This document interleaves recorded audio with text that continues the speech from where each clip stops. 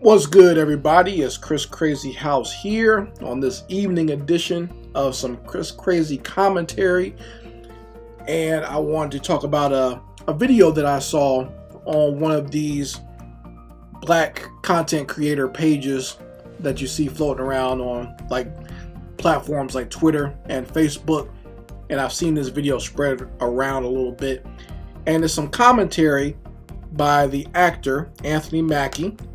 For those who don't know who that is, he plays the Falcon in the Marvel Cinematic Universe.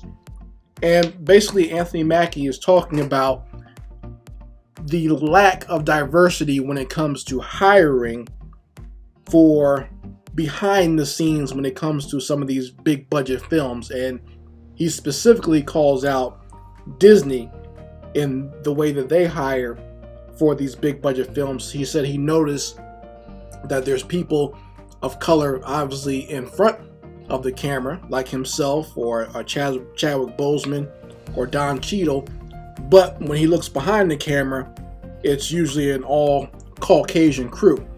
So we're going to talk about this, folks, because I think that Anthony Mackie is actually right. He actually confirmed something that I've been saying for a while now. So we're going to discuss that in this video. Before we do, if you want to support the channel, you can always become a Patreon of Chris Crazyhouse.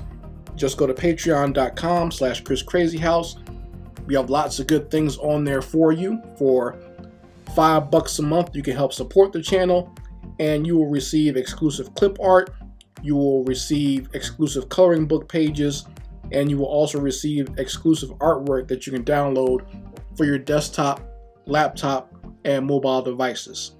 Also, another great way that you can support the channel is by buying Chris Crazyhouse merchandise.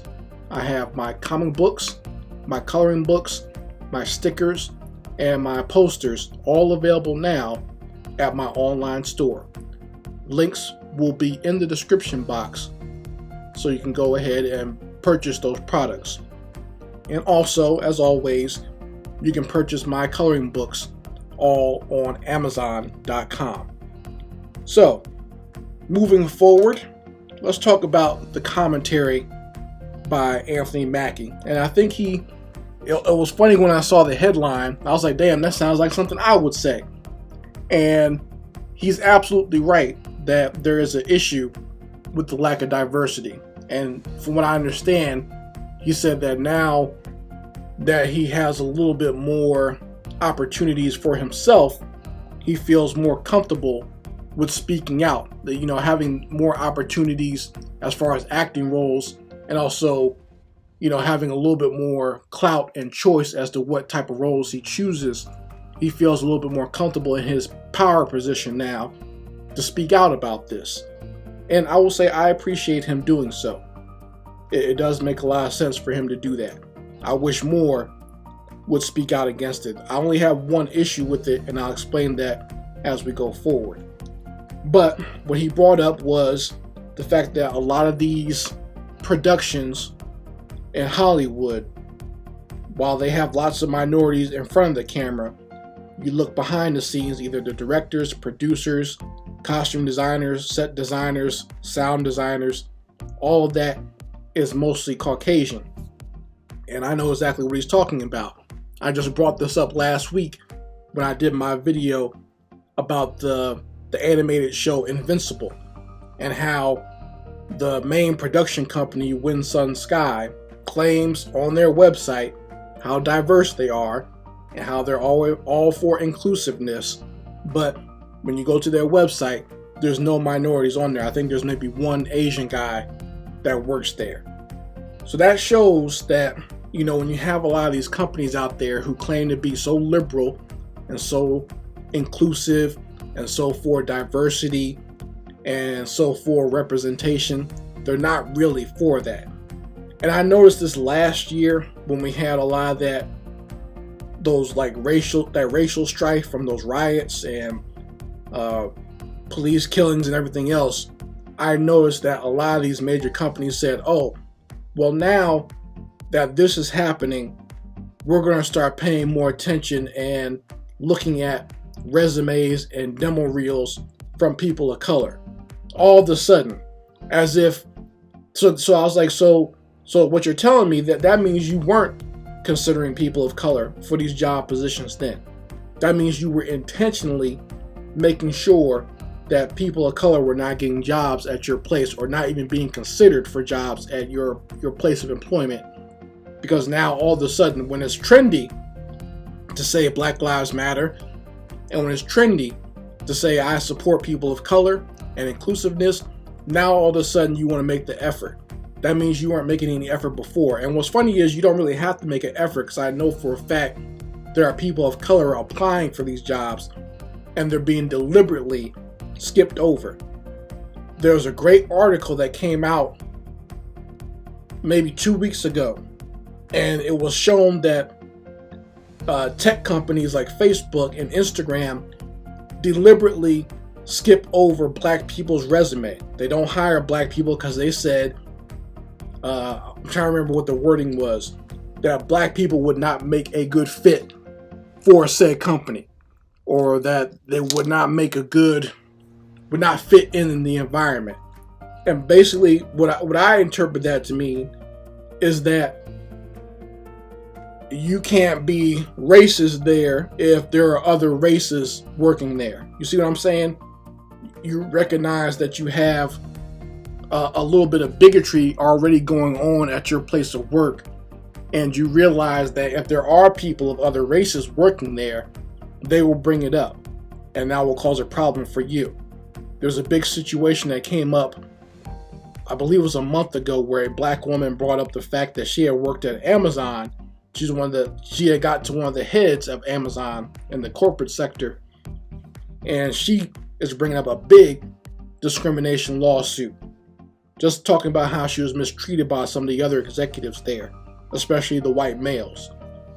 So that shows you that, there are these minorities that either they can't get in, or when they do get in, they experience all types of problems. And I can tell you this, I was sort of spared from a lot of this, because even though I worked in corporate America, I worked for a corporation that was run by Hispanics. And when I say that, I'm not saying that Hispanics or Latinos are not racist, because they do have a lot of racism in their culture, just based on how they create hierarchies within their own countries in South America, how they create hierarchies based on skin tone. But what I'm saying is, I did not experience this as much working in those companies as I probably would if I was working at a place where there was mostly just your pure Americanized Caucasians working there. You see what I'm saying? But it's a shame that there are so many people out there that have to go through this, and so many black artists and creators, they don't get the opportunities that their white counterparts will get. And that's really all any of them ask for, is an opportunity, right? And they don't even get that chance. And I've noticed this too, where, because I know this has happened to me, and I'm sure it's happened to some of you out there, where you showcase your resume or your demo reel, but the people don't know what you look like. So they call you in for an interview, and then once they see that you're black, then all of a sudden the position is filled and you can't get the job anymore. That happened to me several times, especially when I lived and worked in Atlanta. And that's crazy, right? Because Atlanta is like 90% black, but most of these creative companies there, you go try to work there or go for an interview, and it's mostly white people. You can't tell me that Cartoon Network and some of the outer studios that worked and produced shows for Cartoon Network and Turner Studios and Adult Swim, that you got all these black people coming out of art schools, by the way, coming out of art and film schools and film programs in Georgia. You got all those people there, black people there, but they can't get a job at any of these studios. And usually the only black people I would see working at any of these places were black people who literally had to go above and beyond talent-wise. You see what I'm saying? These were black people who had run their own studios, or who had run their own businesses, or who had created content that was extremely successful and major before they can get just a regular job at Turner Studios or at Cartoon Network or Adult Swim. Meanwhile, little Billy could just graduate from college or not even be finished with school, because I knew some kids like that who went to Savannah College of Art and Design. They were getting in the door immediately. You see what I'm saying? So that is the thing that, a lot of black artists and animators have to deal with, and black creatives have to deal with. We got to go above and beyond if we do want a job. We can't just be regular, mediocre, or just starting out and expect to get our foot in the door. I believe even a lot of my own success just doing contracting came from the simple fact that people didn't even know I was black. I have a very common name, so when people might see my demo or see my resume, they don't know that I'm actually a black person. And I think that kind of helped me get my foot in the door. And otherwise, it's been me, because I work with different foreigners. I work with people in the Middle East. I work with people in Japan. So for them, it might not matter as much. They just want to see someone who can do the work. But, a lot of these major companies here in the States, it's weird. They get real weird on you. Like I said, I've been to interviews where they love my resume, they love my portfolio, and then as soon as they see me, all of a sudden there's no more jobs. So that's just the way it goes, folks, and I can understand where Anthony Mackie is coming from. But here's the only caveat I might have with people like him and others is, if we see so much pushback and so much gatekeeping when it comes to these major corporations here in America, maybe that means that we need to create our own companies. That way we can employ our own people. For all the criticism I can give the content that Tyler Perry puts out there, at least he hires his own people. He creates venues, and he creates opportunities for his own people to come and work. So even though I criticize the content, I think a lot of it's kind of corny and all that, but at least he's giving some people a job, and he's getting some people's foot in the door as far as working production. Now, it's interesting because Anthony Mackie brought this up too, where he said that, when they made the Black Panther movie, then all of a sudden Disney went out of its way to hire a black production staff, black directors and black camera operators and black costume designers, right? So he's saying, so black people can only work if we're doing a black movie. And that's a problem, right? But like I said, it's their system. So that means they're going to decide how things are going to go. And if we want things to change, we have to break out of that system and create our own system and create our own venues so we can employ our people the way we want to. It can't always be about just getting a job.